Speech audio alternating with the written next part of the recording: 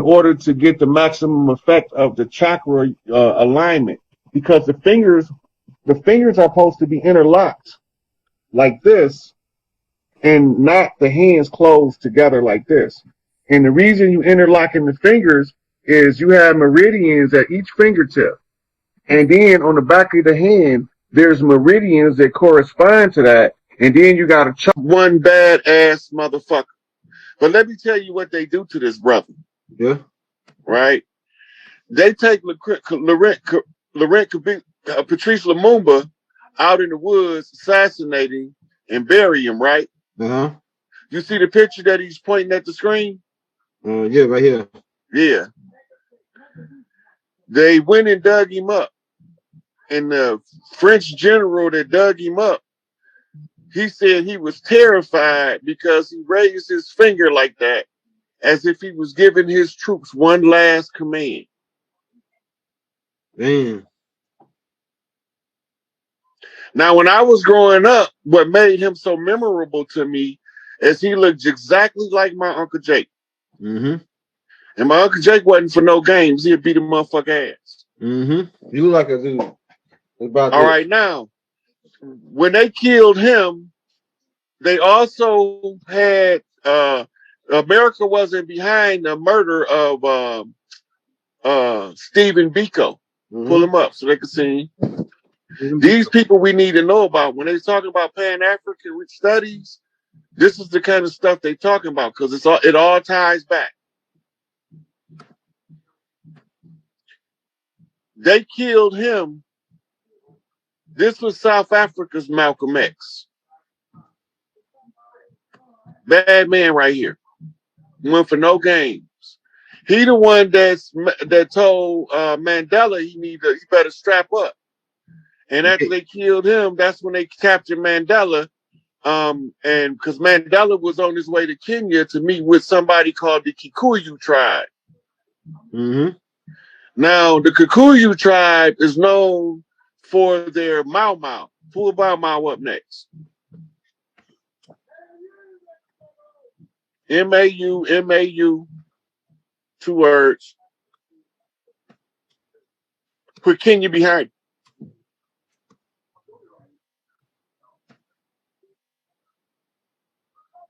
You see that brother standing right behind Jomo Kenyatta on the last picture at the top? Right here? Yeah, click that picture. All right. He was the field general. I always forget his name.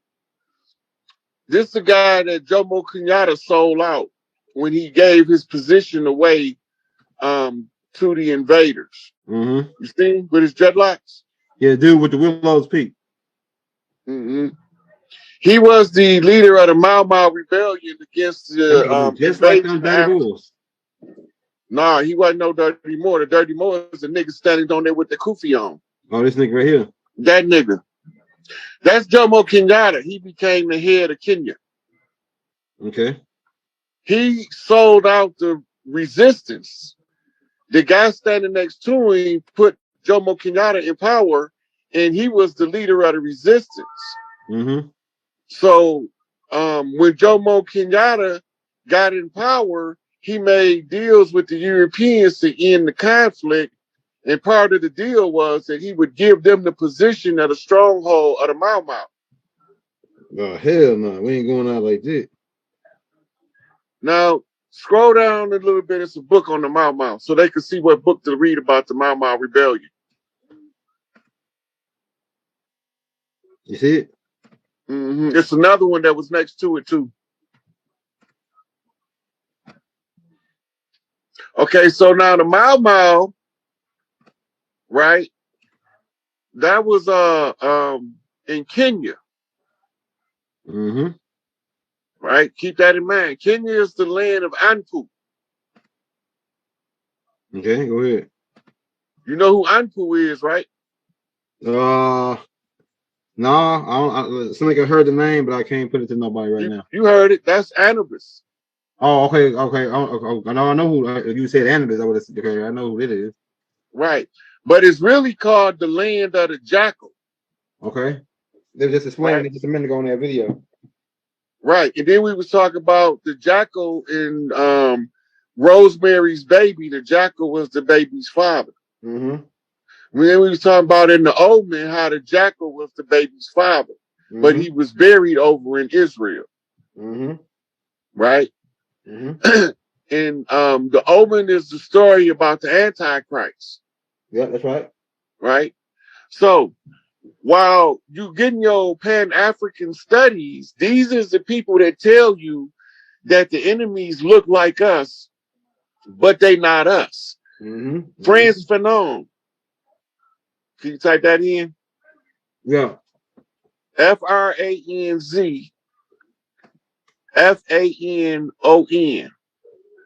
Right? He in another part of Africa, I think he was in Sierra Leone, fighting the liberation struggle there, or either in Algiers. I can't remember which one. What his name is again?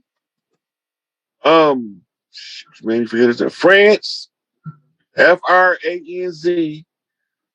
and then his last name is Fanon, Fanon. Okay, that was the right guy. A white No, one? that's not. No. Put in blackface white mask. Just take that out and put in blackface white mask.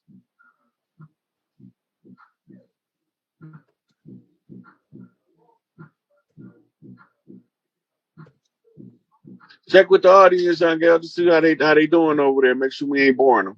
Yeah, it's almost time. We already over the time already, but it's all good. See that black and white book right there with the writing on it? Yeah. Click on that.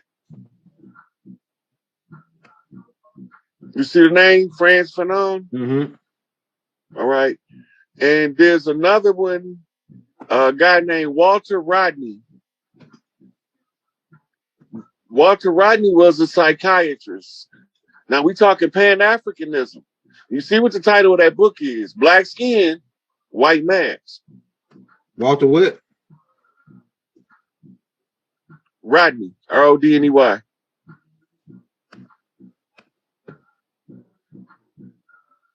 He from Africa? Yep. He looked like the other dude just showed us. Different guy. No, but they look like they could probably be like, You see where it got a quote of him at right there? Get the one with the quote on it. Because he be saying some dope ass shit. All right, I got it. Yeah, we already over the time limit though, so yeah, I'm just gonna show them up what the people look like we talking about. Okay, I got you. Right. So this in the Pan-African studies, and they giving us all the issues that they face with over there to match to the issues we face with over here, and then make adjustments for the cultural difference between the two. They tell us that we from over here and that the motherfuckers that's invading them are the same people invading us. Wow. So this is what the Garvey confraternity was all about. Organic people of the land from all over the planet been here the whole time.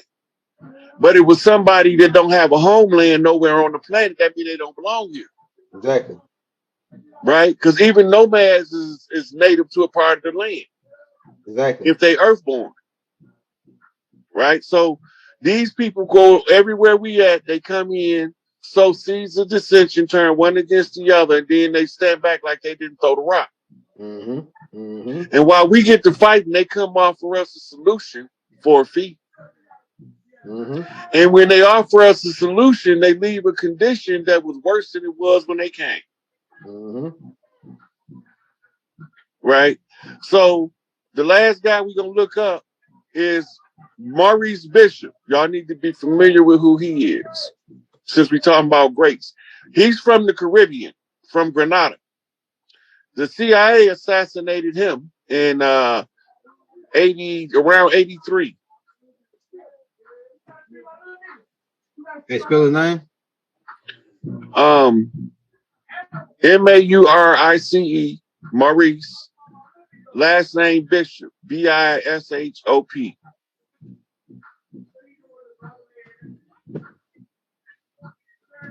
Yeah, you were talking about this dude on one of the other tapes. I got a picture of him too. You see him standing there with Castro? Yeah. Yeah. American CIA, the CIA had him hit They joined with a rogue faction over there and took him out of power because he built the first international airport in Grenada. He built it. Yeah. That was part of what he was doing to bring in and galvanize the economy of Grenada. America couldn't stand him. Go listen to some of his speeches. Okay. He wanted them to sell. He wanted America wanted him to sell his people out. Yeah, he was tired of the sellout shit. He was just grassroots rose to the prominence, took over. Mm-hmm. Right? Mm-hmm. And CIA had him killed, had him murdered in a coup. They established a coup and had him murdered. Yeah, I can see that. Yeah. Let's scroll through. We're gonna take we take about 3-4 questions out and wrap it up. All right. Let's see what y'all got, man. Somebody said, what makes you synthetic? Which I don't get the question. Me neither. Let me find another one. It says to a little point in most of the characters dead. Hey, if you got your questions, drop them in the chat. So we taking about 3 or 4 questions. Y'all hope y'all got some good ones. We can take a couple questions before we wrap this one up. This is the water and the fire. This is how these motherfuckers flood us out or burn us out. You know what I'm saying? This is how they all over the world, they got their hands in everybody else's dirt. They pay money to set other governments up, but they won't take care of the people in the government that they're supposed to be operating on the behalf of. Thanks.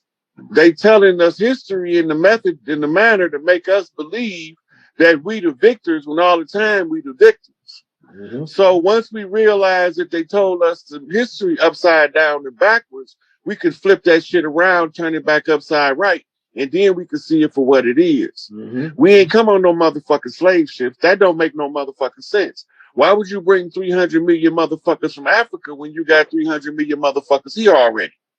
That just doesn't make sense. The motherfuckers ain't never been accused of being goddamn fools. They know that that doesn't make economic sense. If you can get your motherfucking POWs to do the work, and then later on you can use that as a victim position to keep them motherfuckers subservient. We call that post-traumatic slave disorder. It's actually post-traumatic POW disorder, prisoner of war. It's Stockholm syndrome that was instituted using Pavlovian response to motherfucking Skinner boxes. Keep your motherfucking mind numb. So now we just showing bits and pieces of the puzzle to the people so the people can see that we know what we're talking about when we tell you these motherfuckers came over here with bad intentions for us. And now we know who the fuck we is. We can then redeem ourselves from the oppressor's oppression. You ain't gonna never get out of this shit unless you figure out that you have to divorce yourself from the motherfucking system. You got to walk off everything, leave this motherfucker hanging. Because what we got coming on the heels of this shit, everything gonna be restored with honor and dignity. Ain't none of this shit gonna be able to stand if the motherfuckers ain't treated right. Each one teach one, we all gonna reach some. Mm-hmm. So what you seeing in the motherfucking questions, Elder? Anybody got something on that? Could you break down, you know anything about the brother Simeon Toko? Oh, from Africa. Yeah. Watch his videos. He here. He takes off for himself. You gotta learn how to pay attention to what people put people energy. How sincere are they versus what's an agenda? I ain't got no agenda. I ain't asking nobody for no money. I ain't asking nobody to come do nothing for me. I'm just on here giving free knowledge out and showing y'all where to look for critical pieces. That brother over there, if he talking about the same one I'm thinking about, because it could be talking about a different one, but that brother over there, he's saying what the fuck he said. He not backing down, and he know what's going on. He evicting the imposters off the land over there. Mm-hmm. So we ain't gotta always speak on everybody that's doing the work. Help a motherfucker out. Right. It's more people doing the work than I can mention. And sometimes I be getting 2 people crossed when I'm on a different pattern, on a different path. Mm-hmm. But I think you're talking about the brother that always be wearing the red, that be over and be doing all of the political speeches in Africa. I got a picture of him on the screen. Huh? I got a picture of him on the screen. Click that. Okay, I'm not familiar. Oh, that's the dude that they said was the Black Jesus from all the Africa. magic tricks and shit. Yeah. Yeah, they said that they chopped him up into pieces and took his parts to different parts of the world, set him on fire, and then he came back and said, "Y'all ain't ready for me yet." Yeah. Yeah. On some get high shit. Yeah, I thought he was talking about that political leader over there. Now I know he's talking about. Yeah, he talking about Simeon Toko, the dude that my homeboy from Africa. He told me he used to like turn into a pimp. This story not a secret. This story not a secret. This shit been known since it happened. They balled him, threw him on a plane. Yeah, they chopped his body up. Look, they killed him, chopped his body up on the plane, chopped his body up, sent him on planes to different parts of the world, then burnt up the body parts. And then he came right back and told them, "Y'all ain't ready for me yet. I'm gonna have to lead so y'all learn how to live like me." There's a guy in India named Babaji. Same thing, except he's from India. And Babaji just means the old soul or the ancient one or the ancient soul or the ancient father. Baba is father. G mean great father. Right? If you put Babaji in there, you will see he's sitting cross-legged with long stringy hair. Hey, spell it. Babaji.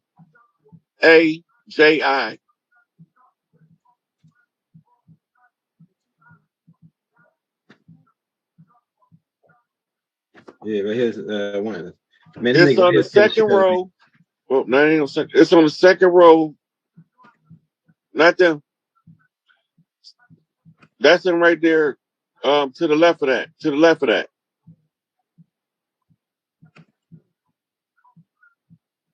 What you go way down there for? Was one. Go back the other way. This way? We just passed it again. No, not him. The one that's a drawing. Oh, drawing right here. Yeah, that's the drawing of him. And scroll back over. It was another one on that same row at the end.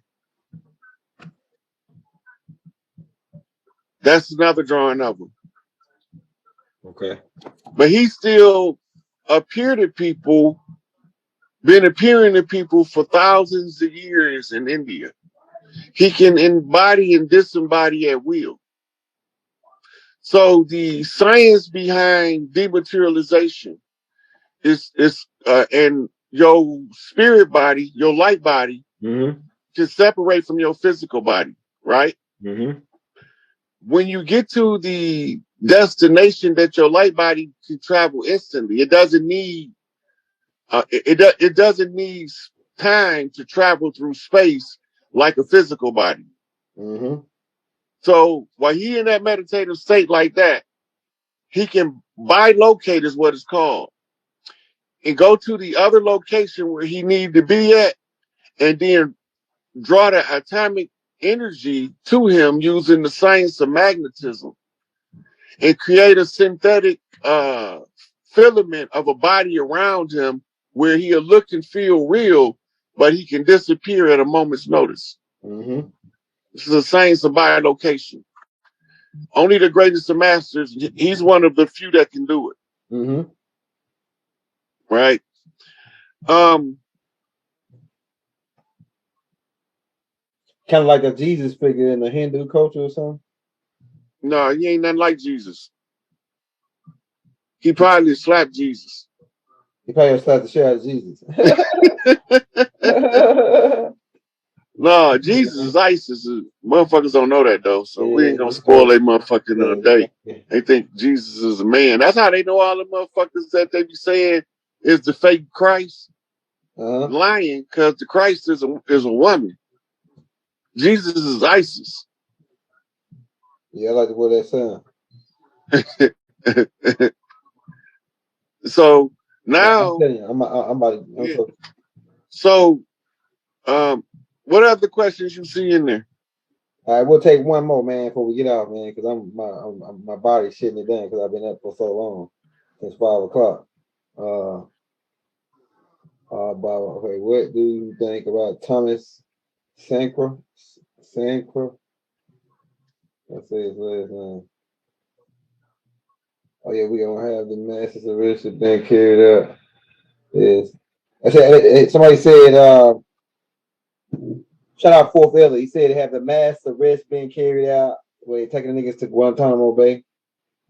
Look, that's a good question. All that shit gonna come out, but you know what we got to do right now? Kanye dragging the beast out, y'all. This nigga got the beast by the horns. The dirty Moors that we've been trying to get out to come out in the open, Kanye beat on their door. He got to first expose the imposter, pale skin Jews, the liar Kohanes and them motherfuckers. Then he got to get out of their contractual obligations. He did that. Now he going at their throat. We got to support Kanye because this gonna trigger whether we on the same page or whether we still don't see what's going on. Right? So the hashtag is Jay is right or Kanye is right. That's it. Just hashtag that shit. Make sure you put it in the motherfucking comments. Kanye is right. Hashtag Kanye right or hashtag Ye is right. They banning him because they say his lyrics is too rough. I said Kanye lyrics too rough. Look, I did about 10 posts today. 4 of those posts had a clip of Kanye and they gave me restrictions for all of them. Damn. So the people need to be aware that they trying to see if we gonna support Kanye. Mm-hmm. Like they support each other when they trying to step on one of our people's neck to keep us from helping each other. Mm-hmm. Right? Remember, Kanye was on there. He said Tupac once told me, "Don't go to war till you get your money right." He said, "I got my money right, so now it's time to go to war." Yeah, but they taking his money. But for those who ain't watching, right? They don't want to do business with Kanye. Yeah. But what Young Thug telling you? I got some acres over here. You can put your school for free, nigga. Put your stores for free. Yeah. Right? Yeah. It gotta be a stand up and support one motherfucker. He the spearhead. He the one finna pierce the devil's armor. Uh-huh. So we gotta start showing support for Ye in the motherfucking social media world for real. Because they use the algorithms of the social media to determine if they are we gonna let them snuff him out? Yeah, right. Are we gonna let them kill another one? That they're trying to set him up so they can murder him. Yeah. But he keep moving, they can't get him lined up. Mm-hmm. He's smarter than they thought he was. That's so right. Now they don't know what to do. He got his foot on the gas. We gotta support his move. We gotta back his play. Right. You know?